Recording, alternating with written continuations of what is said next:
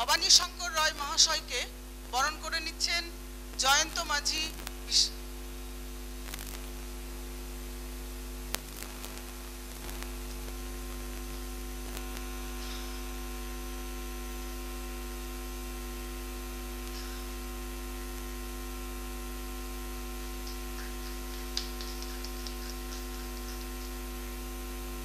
পূর্ব বর্ধমান থেকে এসেছে, উনি চাইছে এই আন্দোলনে সামিল হতে।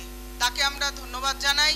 তাকে বরণ করে নিচ্ছে ষষ্ঠী কীর্তনিয়া।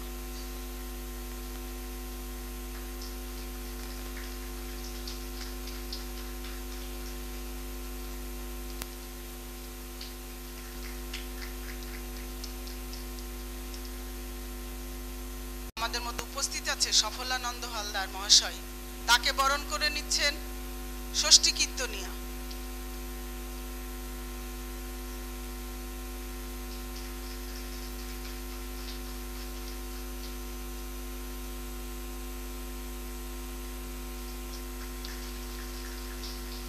ভোরের আলো পত্রিকার সুব্রত মণ্ডল মহাশয়কে বরণ করছে ষষ্ঠী কীর্তনিয়া।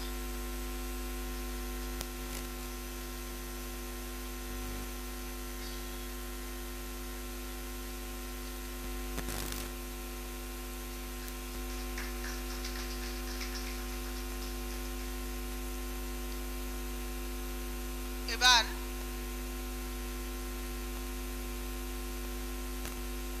বিষ্ণুপদ বালা মহাশয়কে কিছু বলার জন্য অনুরোধ করছি।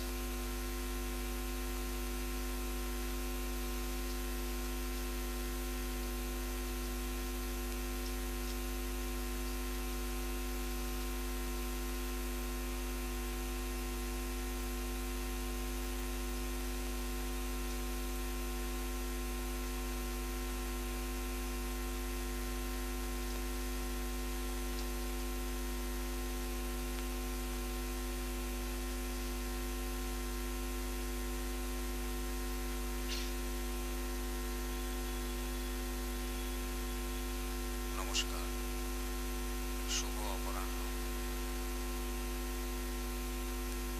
মঞ্চে উপবিষ্ট গুণীজনদের আমার শ্রদ্ধা প্রণাম। মঞ্চের সম্মুখে উপবিষ্ট সকল গুণীজন, কবি, সাহিত্যিক, শিল্পী বন্ধুদের আমার আন্তরিক অভিনন্দন, প্রীতি, শুভেচ্ছা এবং ভালোবাসা জ্ঞাপন করছি। আজ একটি বিশেষ শুভ দিন। এই অর্থে 15ই ডিসেম্বর দুর্গানগর দি ফ্রেন্ডস মিশনে আসতে পেরে, বিশেষ করে আমার বন্ধু, দীর্ঘ 30 বছরের পুরনো বন্ধু সমুদ্র বিশ্বাসের ডাকে আসতে পেরে এবং মানুষের পাশে আসতে পেরে নিজেকে বড় ধন্য মনে করছি।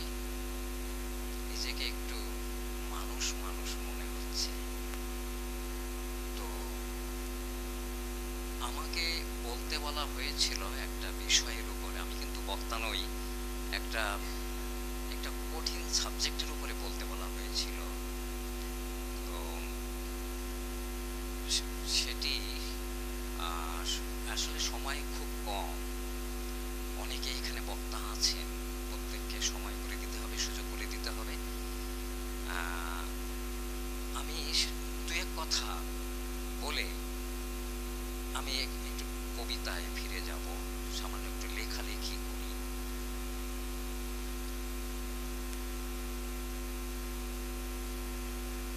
পুণ্যভূমি এই ভারতবর্ষ, আমাদের এই ভারত মাতা বহু মনীষীর জন্ম দিয়েছেন। তো সেই জন্য বোধ হয় একটি কথা উচ্চারিত হয় 33 কোটি দেবতা, কিন্তু একটা বিতর্ক আছে, আপনি কাকে মনীষী বলবেন আর কাকে মনীষী বলবেন না। যাকে আপনি মনীষী ভাবছেন, যাকে আপনি অবতার ভাবছেন, মহাপুরুষ ভাবছেন, অন্যের চোখে তিনি অবতার বা মনীষী নাও হতে পারে। আপনি যেখানে মাথা ঠুকছেন, কায়মনোবাক্যে প্রার্থনা করছেন, দু ফোঁটা চোখের জল ফেলছেন, অন্যের চোখে সেটি একটি পাথর খণ্ড মাত্র। সুতরাং কে নমস্য আর কে নমস্য নয় বিতর্কিত বিষয়। আসলে মনুষ্য হিতায় যার যত বেশি অবদান তিনি মনীষী হয়ে ওঠেন, মহাপুরুষ হয়ে ওঠেন, অবতার হয়ে ওঠেন। একজন চাষি বা কৃষক মনীষী হয়ে উঠতে পারেন, অথচ তিনি একজন নেংটি পরা মানুষ, অথচ তিনি একজন কিভাবে সই করতে হয়, মানে টিপসই কিভাবে দিতে হয় তাও ঠিক তার জানা নেই।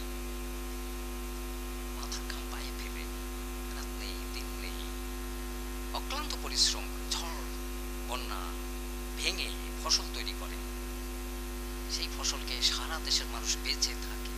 সুতরাং তিনি একজন মনীষী হয়ে উঠতে পারেন। পশ্চিমবঙ্গের প্রাক্তন মুখ্যমন্ত্রী বুদ্ধদেব ভট্টাচার্য, প্রয়াত বুদ্ধদেব ভট্টাচার্য, তিনি রবীন্দ্র সঙ্গীত না শুনে ঘুমোতে যেতে পারতেন না, ঘুমোতেন না।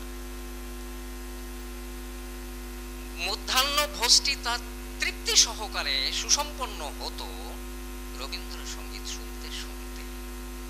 অথচ তার দলের পক্ষ থেকে একটি কথা বলা হয়েছিল রবীন্দ্রনাথ সম্পর্কে, সেই কথাটি আমরা অবগত আছি।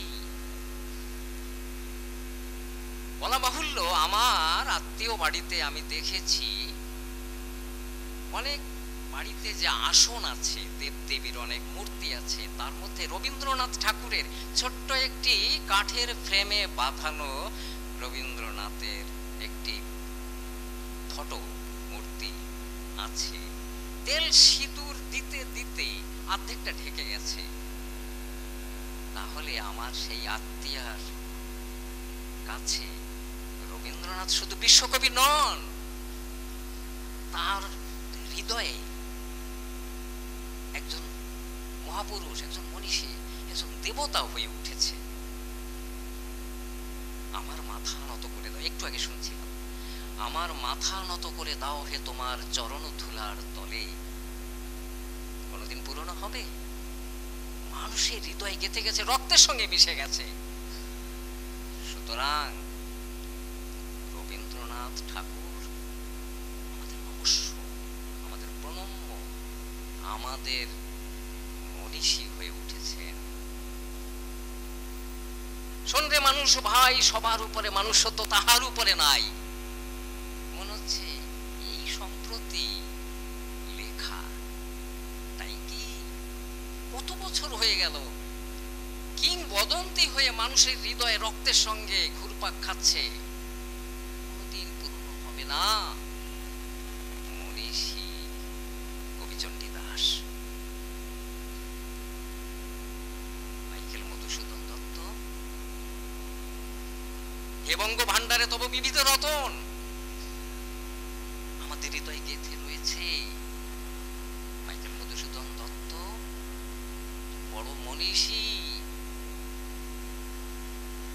বাংলার মুখ আমি দেখিয়াছি, তাই পৃথিবীর রূপ খুঁজিতে যাই না আর। যারা অন্ধ তারা সবচেয়ে বেশি আজ চোখে দেখে, তারা কবি জীবনানন্দ দাশ মনীষী। কবি সুভাষ মুখোপাধ্যায়ের কবিতা, আমরা যেন বাংলাদেশের চোখের দুটি তারা, মাঝখানে না গুছিয়ে আছে থাকুক গে পাহারা। দুয়ারে খিল টান দিয়ে তাই খুলে দেখি জানলা, এপারে যে বাংলাদেশ, ওপারে সেই বাংলা। কি প্রাসঙ্গিক এই মুহূর্তে কবি সুভাষ মুখোপাধ্যায় আমার কাছে মনীষী।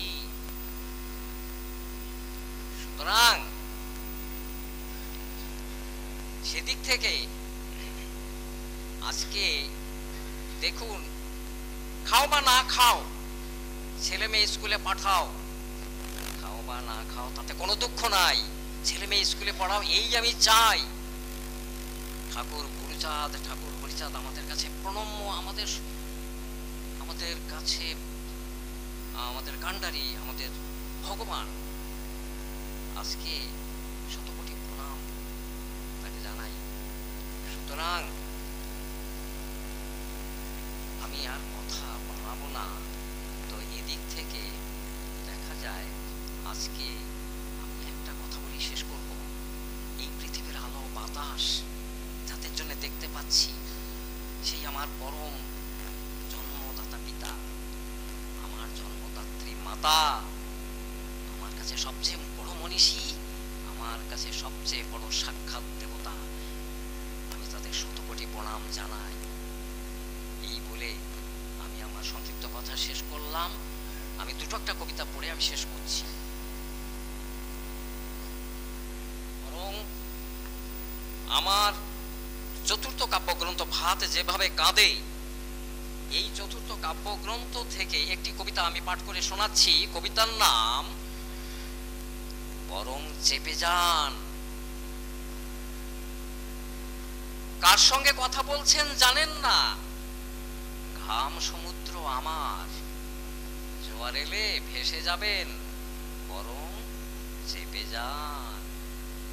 কার সঙ্গে কথা বলছেন জানেন না, মাঠের ভাদলা ঘাসেরা আমার, ছড়িয়ে গেলে না বন্ধা হয়ে যাবে পৃথিবী, বরং চেপে যান। এখনো বুঝছেন না কার সঙ্গে কথা বলছেন? ঈশান কোণের ফরকানো মেঘ আমার, সারা বছর ভুবন বইলে কোনো সংখ্যেই কাজ হবে না, জল স্থল এক, বরং চেপে যান। ধন্যবাদ, নমস্কার।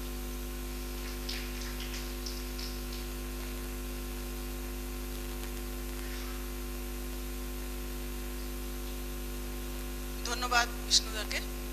এবার ভবানী শঙ্কর রায়, মতুয়া বলিষ্ঠ সৈনিক ভবানী শঙ্কর রায়কে কিছু বলার জন্য অনুরোধ করছি।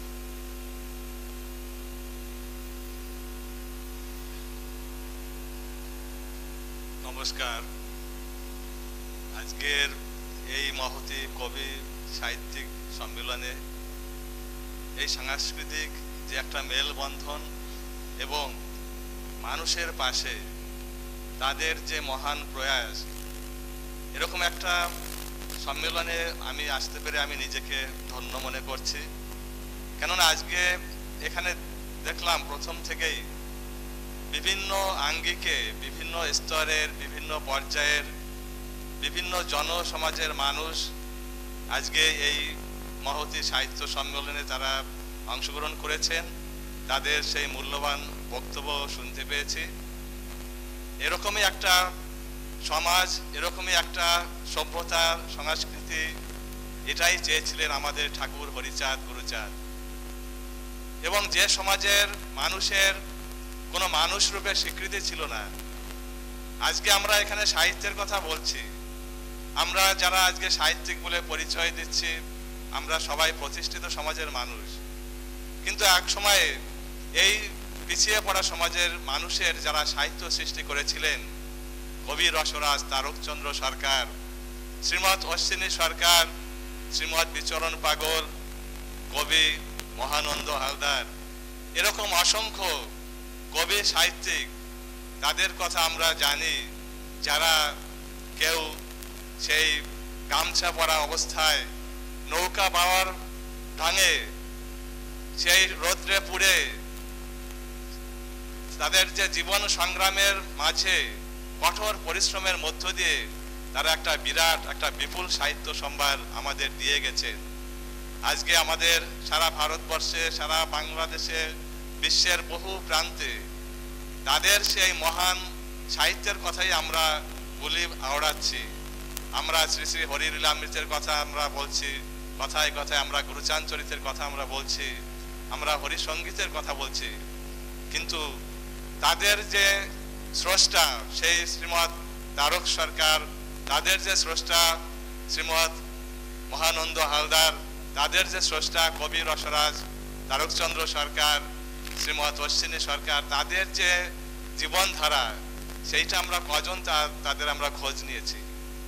আজকে যে মতুয়া যে সাহিত্য বলে আজকে আমরা যেটাকে দাবি করছি, এটা আমাদের বাংলা সাহিত্যেরই একটা সম্পদ, এটা দলিত সাহিত্যেরই একটা সম্পদ। কারণ সাহিত্য সে কখনো একটা নির্দিষ্ট গণ্ডির মধ্যে আবদ্ধ থাকে না। সাহিত্য হলো অতীতের সঙ্গে বর্তমানের মেলবন্ধন, বর্তমানের সঙ্গে অতীতের মেলবন্ধন। এটাই তো সাহিত্য, সকলকে নিয়ে চলার, সেটাই সাহিত্য। আজকে সেই সাহিত্যের সেই একটা অঙ্গনে আমি এখানে আসতে পেরে আমি সত্যি খুবই আপ্লুত হয়েছি যে এখানে সমাজের বিভিন্ন স্তরের মানুষ যারা আজকে আমরা মিলিত হয়ে একই মঞ্চে আজকে আমরা সাহিত্যের কথা বলছি। এই যে একটা ইতিবাচক দৃষ্টান্ত, সত্যি এটা আমাদের আরো বেশি বেশি করে আমাদের প্রতিটা প্রান্তে প্রান্তে এই প্রয়াসকে এগিয়ে নিয়ে যাওয়া দরকার। তাহলেই হয়তো আমাদের মধ্যে যে সংকীর্ণতা, আমাদের মধ্যে যে আত্মম্বরিতা, এই যে বিষয়গুলো আস্তে আস্তে এগুলো দূরীভূত হবে। তখন আমরা ভাবতে পারবো, হ্যাঁ, সেই জেলে সম্প্রদায় তারক সরকার তিনিও একজন কবি, বিশ্বকবি রবীন্দ্রনাথ ঠাকুর তিনিও একজন কবি।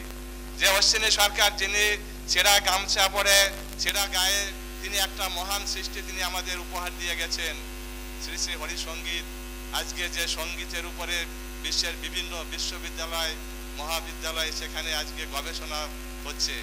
আজকে যে শ্রী শ্রী হরি লীলামৃত যে একটা মহাগ্রন্থ, সেখানে কোনো পৌরাণিক কাহিনী সেখানে উল্লেখিত হয়নি, সেখানে একটা বাস্তব ভিত্তিক সমাজের জীবনধারা, সেই জীবনধারাকে লিপিবদ্ধ করেছিলেন সেই কবি রসরাজ তারক সরকার, যিনি পেশায় ছিলেন একজন মাছ কাটা, যে কারার বলে পূর্ববঙ্গীয় ভাষায় কারার, অর্থাৎ মাছ কেটে যারা ব্যবসা করেন, সেই সমাজের মানুষ ছিলেন কবি রসরাজ তারকচন্দ্র সরকার। যে তারক সরকারের যে মহান যে গ্রন্থ শ্রী শ্রী হরি লীলামৃত, সেইটাকে আজকে বিশ্ববিদ্যালয়ের পাঠ্যসূচির অন্তর্ভুক্ত হয়েছে, বা বিভিন্ন বিশ্ববিদ্যালয়ে আজকে অধ্যাপকদের গবেষণায় তার যে কৃতিত্ব সেইটা আজকে বিশ্বে আজকে উন্মোচিত হচ্ছে।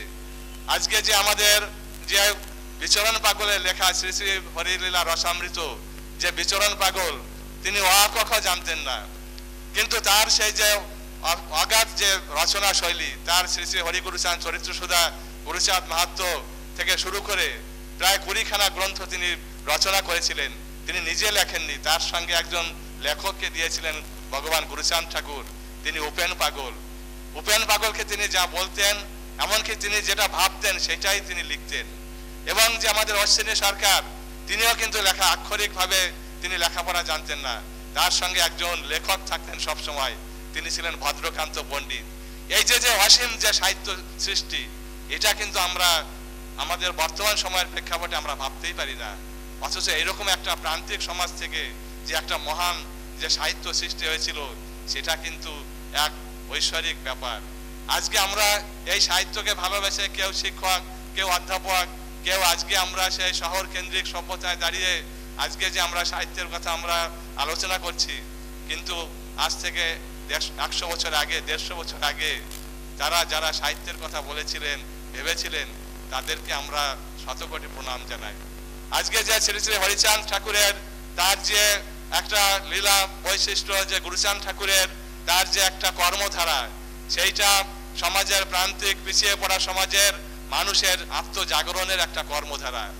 আজকে ভগবান হরিচাঁদ ঠাকুর তিনি চেয়েছিলেন যে সমস্ত ভারতবর্ষের যে অবনবনের মূল কারণ জাতিভেদ, সেই জাতিভেদকে তিনি দূরীভূত করতে চেয়েছিলেন। এবং তার পরবর্তী সময় আমরা দেখি যে সমাজে নারীরা তারা পর্দার অন্তরালে রয়েছে, সেই নারী সমাজকে উঠিয়ে আনার জন্য শ্রী শ্রী হরিচাঁদ ঠাকুর তিনি সেই সময়ের প্রেক্ষাপটে তিনি একটা মহিলা কাছারি করেছিলেন।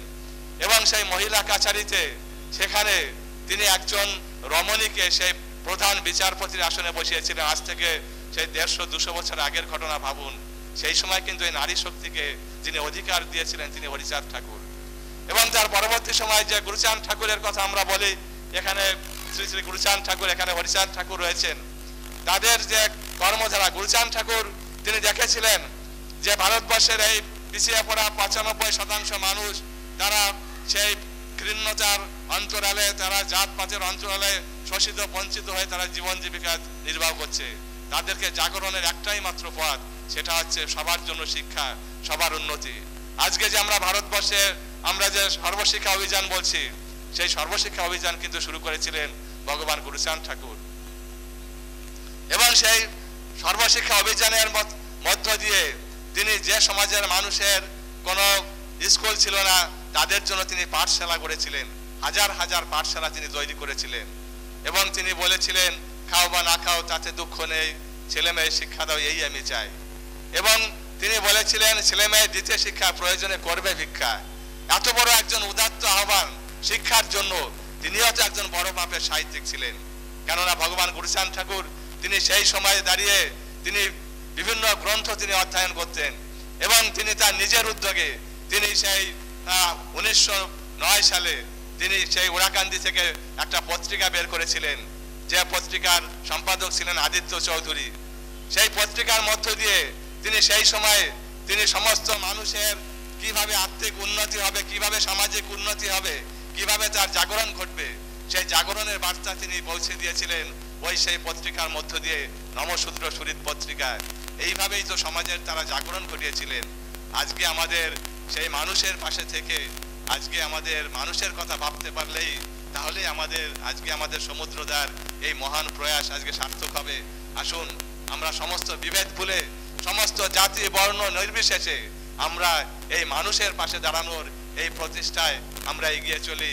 এই বলে আমি আমার সংক্ষিপ্ত বক্তব্য শেষ করছি। এবার সবশেষে আমি আমার ছোট্ট একটা কবিতা আমি একটু আপনাদের পাঠ করে শোনাচ্ছি। আমি যে কবিতাটা এখানে লিখেছি এটাই আমাদের সেই শ্রী শ্রী হরি লীলামৃত মহাগ্রন্থকে কেন্দ্র করেই। এই কবিতাটার নাম শ্রী শ্রী হরি লীলামৃত দর্শন। মহাবিশ্বের মহাকবি মহর্ষি তারক, তোমার হাতের লেখনী ধারা অমৃত পুষ্পক। দলিত পতিত মহাভারতের তুমি প্রথম গুরু, হরি লীলামৃত মহাগ্রন্থের তুমি কল্পতরু। ভারত ভাগবত রামায়ণ যত গ্রন্থ আগমন, কোথাও তো নেই দলিত ভারতের প্রতিনিধি কোনো জন। 100 কোটি পতিত মানবের তুমি শ্রেষ্ঠ গুণী, দায়িত্ব তুমি রচিলে গ্রন্থ হরিদর্শন খনি। বেদ পুরাণ আর ভাগবত দর্শন মন্থন করি যত, রচিলে শেষে মধুর মাধুরী শ্রীহরি লীলামৃত। শ্রীহরির ছিলে লীলা সহচর, শ্রীহরির তোতা পাখি, লৌকিক আর অলৌকিকের তুমি লীলাদর্শী। গোলক লোচন হীরামন বদন দশরথ মৃত্যুঞ্জয়, যেখানে তারা করত খেলা হরিপ্রেম বন্যায়। আজি হতে 100 বর্ষ আগে প্রকাশিলে মহাগ্রন্থ, শ্রী গুরুচাঁদ করপরশে গোপাল চাঁদের অর্থ। কত বিপত্তি কত বন্ধন লঙ্ঘন করে শেষে, প্রকাশিতে তা কলকাতা গেলে শাস্ত্র প্রচার প্রেসে। শ্রী হরিবর সরকার যিনি কবির চূড়ামণি, তার প্রয়াসে 1323 প্রকাশিল দিনমণি। বিশ্ব মানবে তার গুণগানে মাতোয়ারা মতুয়ারা, হরি প্রেমের তুফান সাগরে হরি পাগল পারা। লীলামৃতের পাতায় পাতায় কোটি মুক্তা হাসে, ধর্ম অর্থ কাম মোক্ষ সকল ফলই ফলে। বিশ্ব মানবের মিলন মেলায় বিশ্ব মানবতা, বিজ্ঞান ও যুক্তি নির্ভর সার্বজনীনতা। আধ্যাত্ম জাগতিকবাদের সমন্বয়ের ধর্ম, শ্রী হরিচাঁদ লীলাদর্শের এটাই মূল মর্ম। জয় হরিচাঁদ, জয় গুরুচাঁদ, জয় সমস্ত বিশ্ব মানবতাবাদী মানুষের জয়।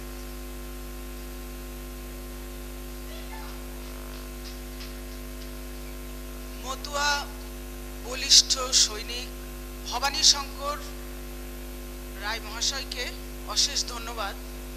ওনার মূল্যবান বক্তব্য শুনে আমি দলিত বলবো না, দলিত বললে কোথায় যেন একটা দুর্বলতা অনুভব করি। তাই মাটির মানুষ, এ মাটির মানুষ, মূল নিবাসীগণ এই বলবো। তারা ওনার মূল্যবান বক্তব্যে সমৃদ্ধ হলো এবং সংগ্রাম এগিয়ে নিয়ে যাওয়ার প্রেরণা পেলাম বোধহয়। এই কথা বলে ওনাকে ধন্যবাদ জানাই। এবার আমাদের বয়োজ্যেষ্ঠ শ্রদ্ধেয় সফলানন্দ হালদার মহাশয়কে কিছু বলার জন্য অনুরোধ করছি।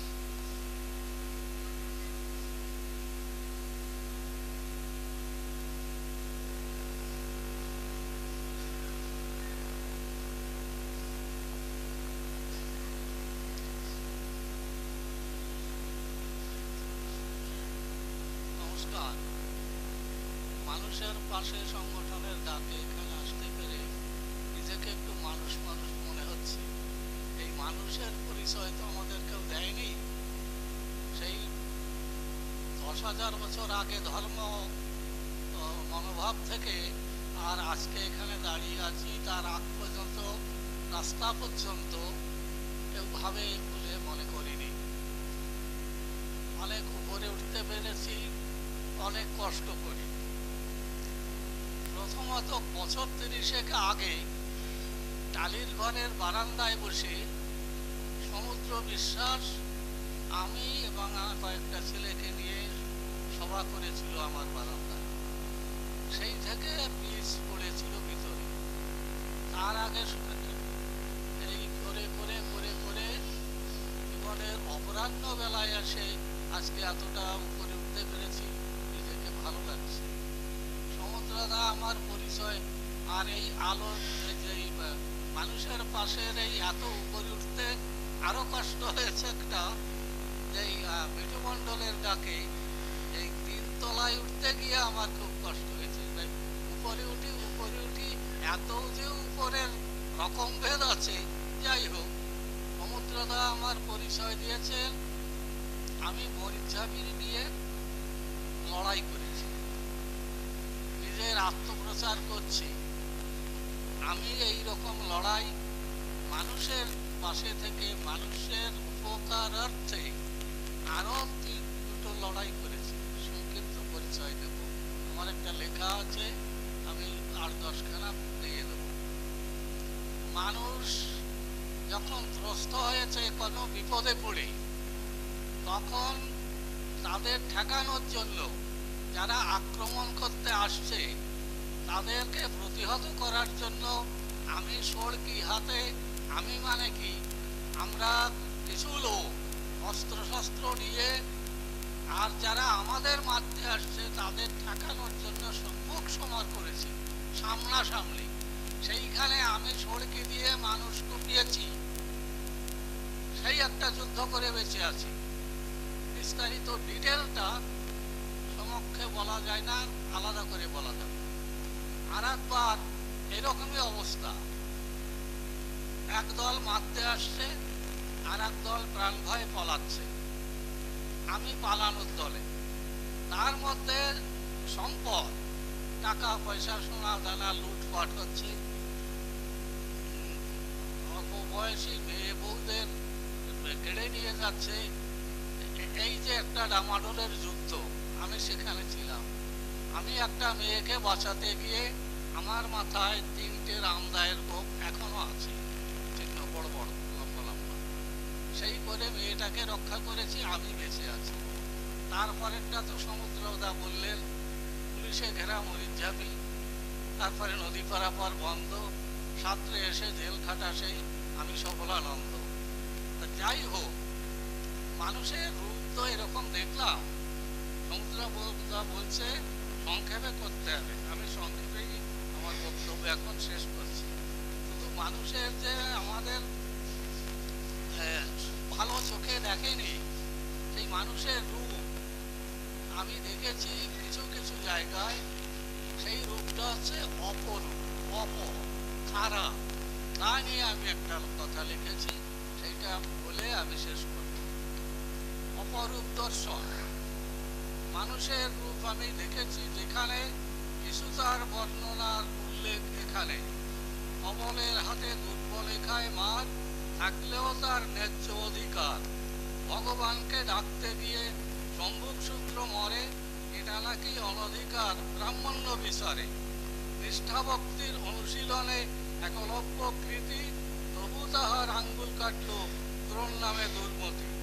যাদের শ্রমে বাসে সভ্য সমাজ, সৃষ্টি পায় স্থিতি, শাস্ত্র মতে তারাই নিছু ক্ষুদ্র শূদ্র জাতি। মহাদলিত মাঝি মন্ত্রী মন্দিরে যেই গেল, গঙ্গা জলে গোবর গুলি মন্দির ধুতে হলো। মানুষের সে গোবর দামি আজও, হায় হিন্দু বিজ্ঞানী ধর্ম মোড়ল, চক্ষুতে নেই লাজো। ভিয়েতনামে বিতাড়িত সর্বহারা গরিব, মায়ানমারের রোহিঙ্গা এক গোষ্ঠী, আধাবন্দি যারা, প্রাণের দায়ে জীবন তরি ভাসালো সাগরে হয়ে সর্বহারা। মণ্ডক বনে নির্বাসিত বাস্তুহারা যত ডেকে আনা হলো মরিচ ঝাঁপি, জোট বাঁধিয়া মন বাঁধিয়া বাধ্য সুখের ঘর, সকল কষ্ট চাপি। হঠাৎ করে কর্তামশাই সিদ্ধান্ত পাল্টালো, সুখের আশায় বাধা সে ঘর রাজরসে পুড়ে গেল। সর্বহারার মহান নেতার দল, মানবাধিকারের প্রবক্তারা চুপ, বিশ্বশান্তির কর্মে নোবেল জয়ী, সবার শ্রীমুখে কার্যত কুলুপ। যীশুখ্রিস্ট মোহাম্মদ বুদ্ধরাম গোরা আর ভগবান সারা বিশ্ব ভরা, কানে শোনে না, মুখে বলে না, চোখে দেখে না কেউ, রুকসা করে ফুটে ওঠে পাহাড় ভাঙ্গা ঢেউ। চোখ বুঝে আমি তাই দেখি আর দেখি, দেখি আর শুনি আর শেষে চুপ করে থাকি। শেষ করছি।